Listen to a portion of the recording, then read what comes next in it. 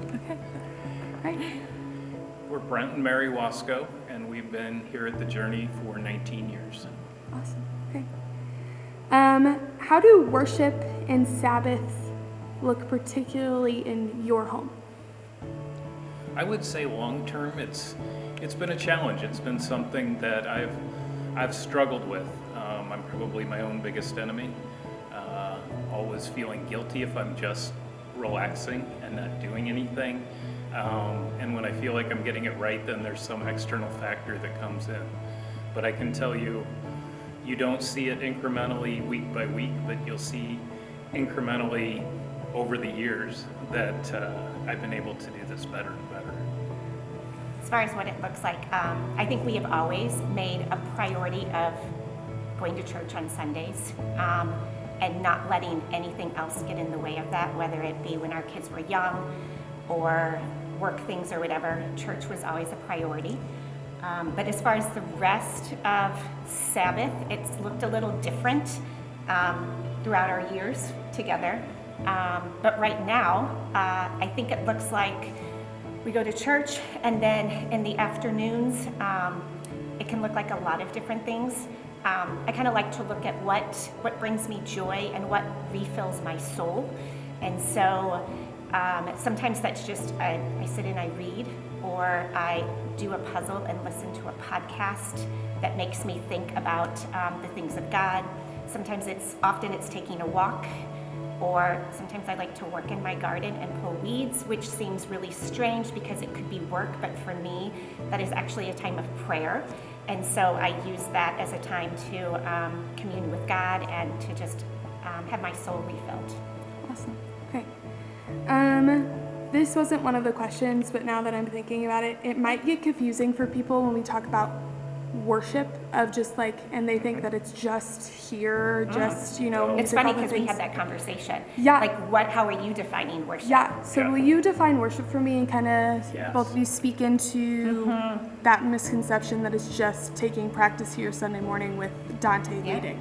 Yeah. Yeah. I think we see worship as all of life is worship. Yes. Everything I do is worship. So the way I interact with Brent or my kids, the way I go to work every day, the way I interact with my neighbors, all of life is worship. Yeah, would very much agree with that. And I think the places where I feel most close to God, most able to worship, is really in nature, and being out and just see what God's created. Worship on a Sunday morning is great, but I think there's so much more to it than that. It may be serving in the community, maybe worship. Just communing with God and nature can be worship. It's more of a day-to-day practical thing than one specific 30-minute period on Sunday. Awesome. Okay. So what resistance have you faced in practicing Sabbath? We're all busy. We're all very busy. Yeah, I think I mentioned that I'm my own worst enemy. But I will tell you, one Sunday, and this has been many, many, many years ago, but there was a sermon on Sabbathing. And as I came out of the gym that afternoon, I got a call from my boss desperately wanting some information about what was considered an emergency at the time.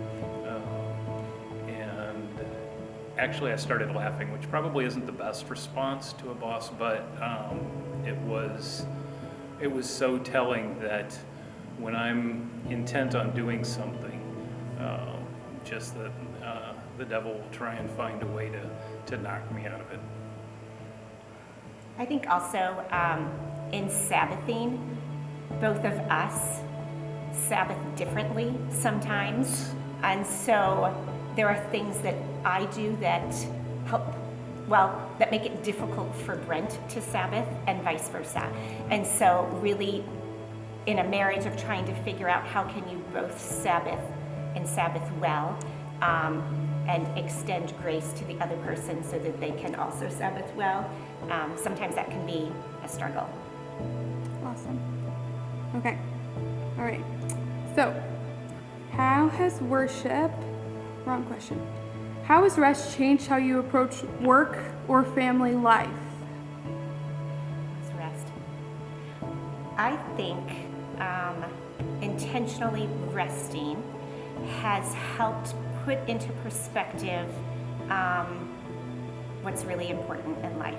So often I get busy with things and I think somehow that I am the center of the world, and if I don't do all of the things that I need to do, that somehow the world is going to fall apart. And so rest has been just God's gentle reminder to me that He is God and I am not. And so it's really helped with keeping my perspective, I think, on what's important. Yeah. I would say rest has really been something that God has driven home to me in the last year. I had a forced rest, had cancer, and was really forced to step back. And I think it gave me better perspective. It got me in a better rhythm to be able to rest in both just quiet time and prayer. Part of practicing the way also helped with that.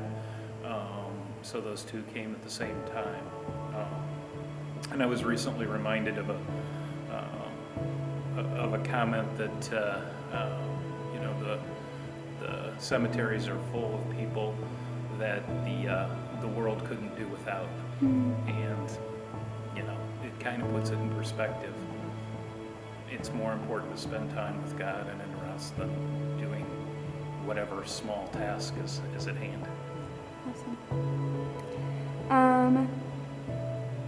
I think I'm going to derail from the questions.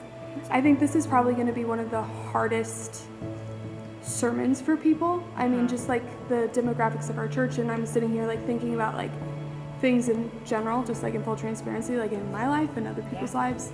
And something that I've heard is like practicing these spiritual practices and these disciplines, and especially like isn't for your benefit, but for the benefit of others and for the gospel. And so like why is it important to rest? Because like something that I've struggled with is like, well, I'm doing this ministry thing and this ministry thing, and I teach the Bible and I like blah, blah, blah, blah, blah, blah, blah, blah, and it's all good. And then we overwork ourselves.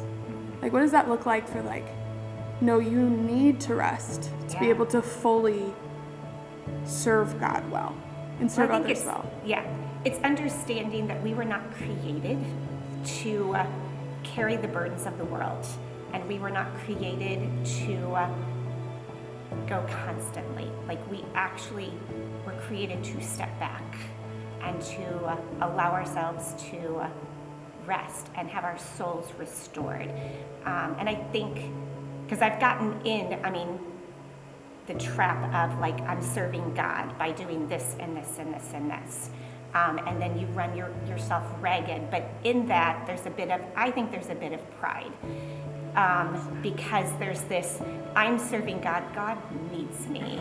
And Sabbath is the gentle reminder that God chooses to use us, but the truth is He doesn't need me to do anything. And so Sabbath is really that time of recentering, because otherwise, if I don't take that time to rest, I start to think that it's all about me.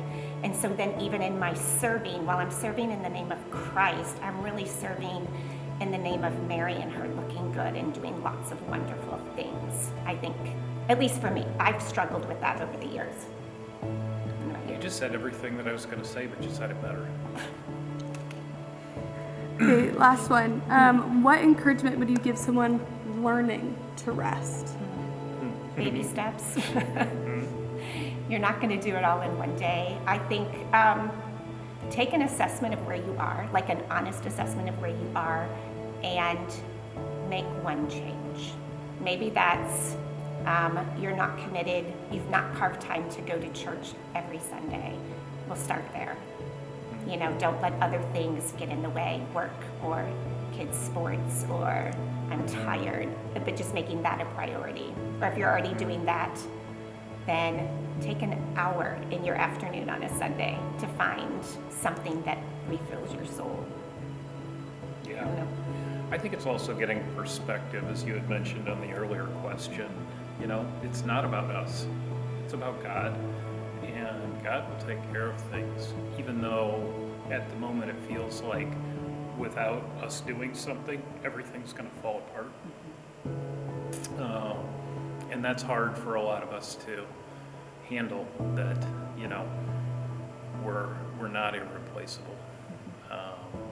And God will handle it, and if we're faithful to Him, all those worries that we have about what will happen if we don't do it, He'll take care of it. Yeah, I think Sabbath comes down to trust. Do I trust that God is in control and everything is He's going to work everything out, or can I not trust Him and I have to take care of it all myself? Because if I don't, it won't happen, or it won't happen correctly. Awesome. Thank you so much. That was so Yeah. good.